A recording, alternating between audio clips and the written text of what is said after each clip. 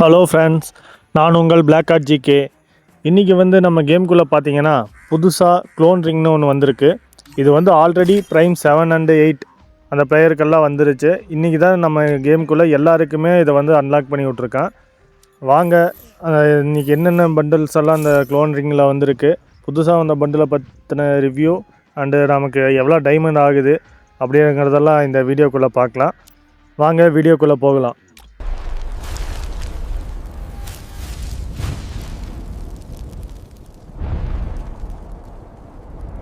இதுதான் புதுசாக வந்திருக்க க்ளோன் ரிங் ஈவெண்ட்.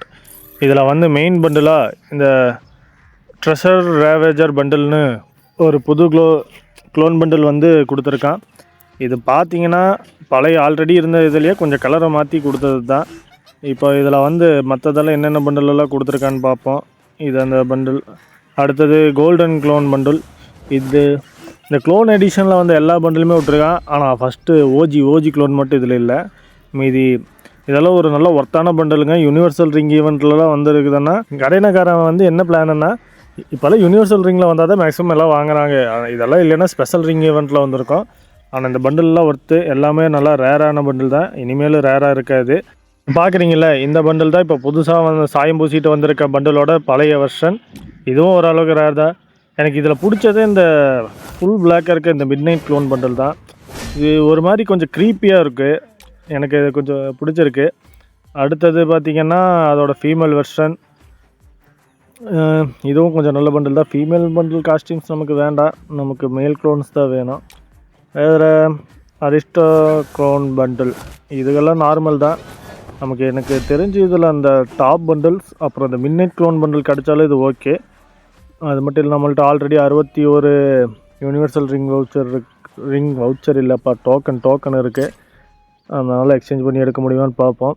இப்போதைக்கு நம்மள்ட்ட ஒரு 5 டோக்கன் இருக்குது. இதுக்கு ஸ்பின் பண்ணுவோம், எதாவது கிடைக்குதான்னு பார்ப்போம். நல்லா ஒரு 2-3 தட்டுட்டு ஸ்பின் அழுத்திடுவோம். அழுத்தினோம்னா ஒன்றும் கொடுக்கல. ஏதோ ஒன்று கொடுப்பான்னு பார்த்தேன். 7 டோக்கன் கொடுத்துருக்கான். இப்போ 111 டைமண்ட் நாமம் போட்டிருக்கு நமக்கு. இப்போ 90 டைமண்டுக்கு ஒரு ஸ்பின் பண்ணுறேன். ஏன்னா இது யூனிவர்சல் ரிங் வவுச்சர் தான். நமக்கு இப்போ எவ்வளோ டோக்கன் கிடைச்சாலும் அது இன்னொரு இதுக்கு யூஸ் ஆகும். இப்போ எத்தனை பரவாயில்ல, 3 கொடுத்தான். 10 டோக்கன் கொடுத்துருக்கான். 10 டோக்கன் நல்ல விஷயந்தான். ஆனால் பண்டில் ஏதாவது கொடுத்துருக்கலாம். நம்மள்கிட்ட ஒரு பண்டில் இந்த மாதிரி க்ளோன் பண்டில்லாம் இல்லை, ஜாலியாக எடுத்துருக்கலாம். நமக்கு இப்போதைக்கு எந்த லக்கு இல்லை. 20 டைமண்ட் இருக்குது.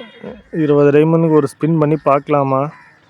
இல்லை, அந்த ஃபேடட் வீல் ஒன்று வந்துச்சு, அதுக்குள்ளே போயிட்டு இந்த ஒரு 9 டைமண்டுக்கு இதுக்கே கொடுக்குறானான்னு பார்க்கலாம். என்ன கொடுத்துருக்கான்? கன் கிரேட் கொடுத்துருக்கான். இதெல்லாம் வேஸ்ட்டு. இந்த கன் கிரேட்டெல்லாம் நமக்கு தேவையில்லை. அடுத்தது ஒன்றும் சொல்கிறதுக்கு இல்லை, சும்மா இந்த கோல்ட் ராயில் போயிட்டு ஸ்பின் பண்ணி லக்குகளை ஏற்றி வச்சுக்க வேண்டியது தான்.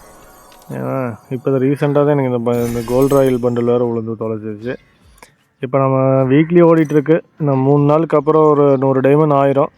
அப்போ மறுபடியும் இன்னொரு 5 ஸ்பின் ஃபஸ்ட்டில் 10 ஸ்பின் கொடுத்துட்ருந்தேன். 5 ஸ்பின் பண்ணி பார்ப்போம். ஏன்னா இது யூனிவர்சல் ரிங் வவுச்சரில் வந்திருக்கனால இது நமக்கு டோக்கன், யூனிவர்சல் டோக்கன்னால எப்படி இருந்தாலும் இது யூஸ் ஆகும். இது ஒரு நல்ல ஈவெண்ட்டு. நீங்கள் மறக்காமல் இதில் ஸ்பின் பண்ணுறீங்கன்னா, அதுவும் உங்களுக்கு நெசசரியாக இருந்தால் ஸ்பின் பண்ணுங்கள், இல்லைன்னா வேண்டாம். ஓகே, நம்ம இன்னொரு வீடியோவில் பார்க்கலாம். பாய்.